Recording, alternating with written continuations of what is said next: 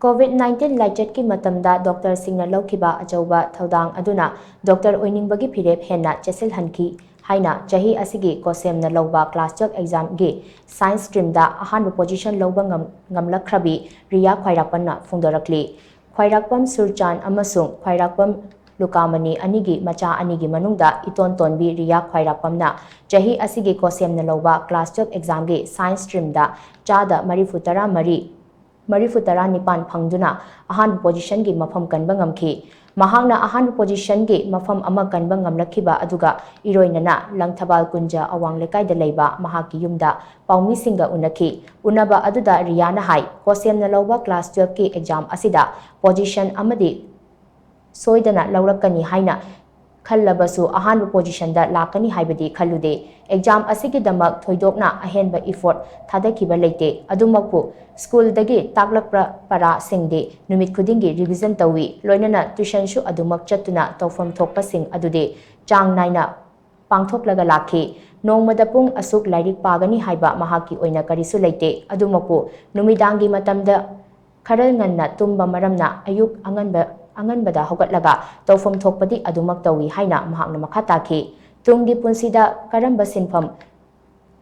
khanbage haina paumi singna hangba wahangi paukhom piraduna Riyana makha tana hai mahakna angang oiringaidagi hauna doctor gi sinfam asi pamlaga lakhi adubo mahakna wakham mapung pharakpa matamdadi doctor singna miyoiba khunai gi damak karai fawba kathoklaga thabak tawba ngambage haibadu COVID-19 Laichat ki matamda mayek singna khangba ngamkhi madumakna mahaki tungi punsida doctor ama oiduna miyoiba khunai gi damak angamba thakta kathokpa amaga loinana thabak tawge haibagi achetpa phirep ama laukhi haina Riyana makha tana phongdokhi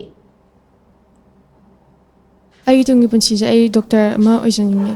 adu doctor gi line changjagen khan maram je ai je doctor amana lawriba Thoudang je si sum yengwara kanda adagi corona gi matamda ga doctor na lawriba Thoudang mayam adagi doctor abse afaba career ama joidana ko aduna ai je si career se changjaninge line se mobile pai se mobile je am dikane do lana sina yam mangoi dana mobile je aduna ai se isagi dum darkar ba matamdadi dum koi parents ki sina ba yabani ne isagi pai su ya ine dum khallaga job lawyer ni thisina dum mature matamda paijage ne khani aina haijin yingdi di matamgi irang diam yar matam mahanbagi mutane isagi tawgadabi thaudoina pandamda fajan thijana khangto kanda isada aina oiningi je kaina habdu fajan khangto ga matamgi sima chaknabi myam je yawdi sharukudi like to oina isana najaba adagi pamjari do mai pakna bhotna bana hina phani ne khanjai paumi singa unaba aduda Riyagi apokpa Khwairakpam surchan amasung apokpi Khwairakpam Lukamani anina phongdorakpada exam asida Riyana position amadagi manga fawbagi manungda yaurakani haibagi thazaba amadi leikhi machanupi nasu chada marifutara taret tagi marifutara nipan fawbadi yauba yai haina phongdorakpad leikhi metric exam dasu chada marifutara taruk phangduna 12 position da lakpa ngamkhiba aduda class 12 exam asidasu Riyana percentage wangna lakani haibasida adumak thazaba thamki haina apokpa apokpi anina makha tarakhi honnabai changse mamani yam phajana honayaba thinbadagi chatpadagi class 8 9 dagi 10 dagi phajan man honabna aduna credit sai full credit 100% pige ahing sungdum tumdi lekpa nganadi tumgarane aduna honajabuji magi honajamun mahine khaleina karibu haining leite honadragadi yaroi honajamun mahine thajaba jai 1 to 5 manung di chalakane na ine expect taweba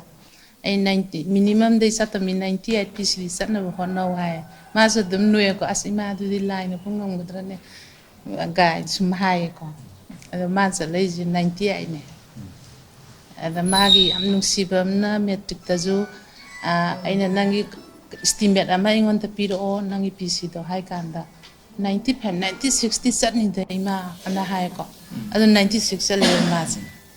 adu mawonda ina full confidence leibdo mana tawba mana haira propose adu mana tawraga dum honare